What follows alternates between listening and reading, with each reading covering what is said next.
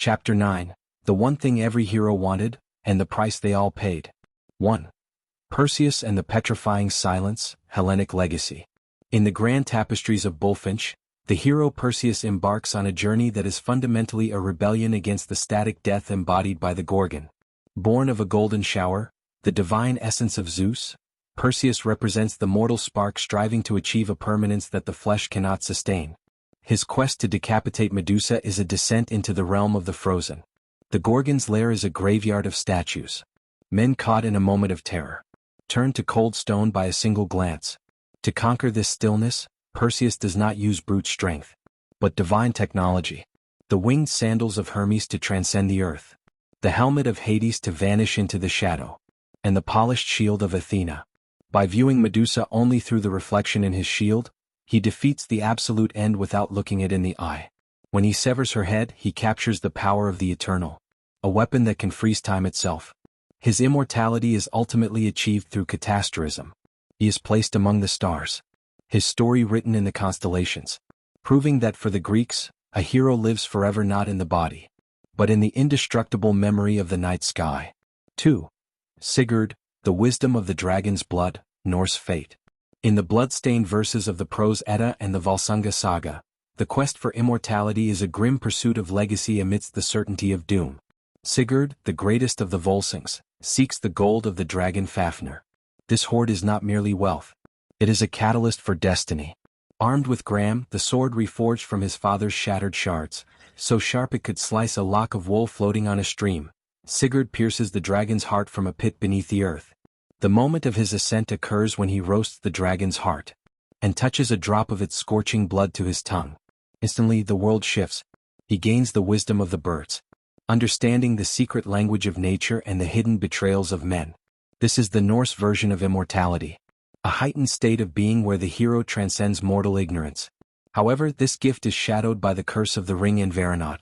Sigurd's immortality is found in the fact that his name will be whispered as long as the world remains.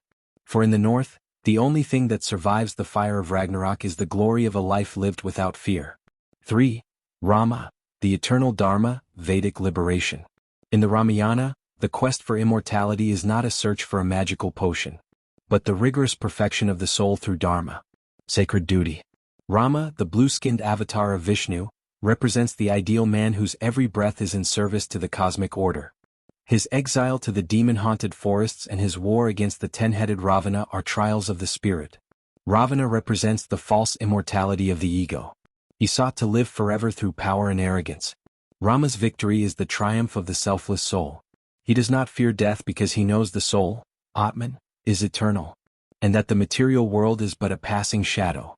Accompanied by the monkey god Hanuman, the personification of immortal devotion, Rama bridges the ocean to Lanka. His return to Ayodhya and his eventual peaceful departure from the world show that immortality is achieved by dissolving the self into the divine will.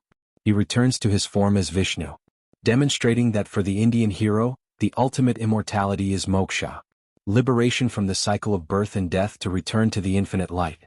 4. The Bengusu, the shamanic spring, Turkic continuity.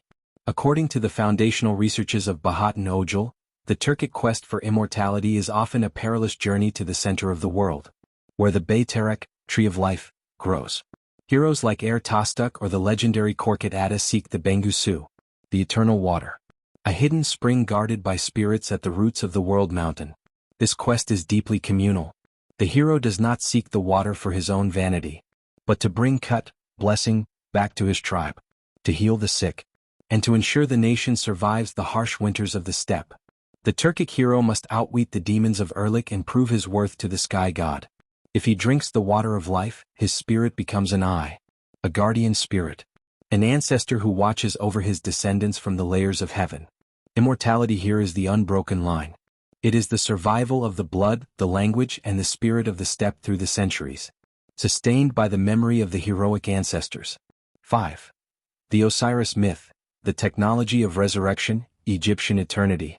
As detailed in Wallace Budge's Book of the Dead, immortality in Egypt was a ritualized quest that began at the moment of death. Every Egyptian aspired to become an Osiris, a transfigured spirit that had conquered the grave. The murder of Osiris by Set was the first death. and his resurrection by Isis was the first victory. This provided the blueprint for all humanity.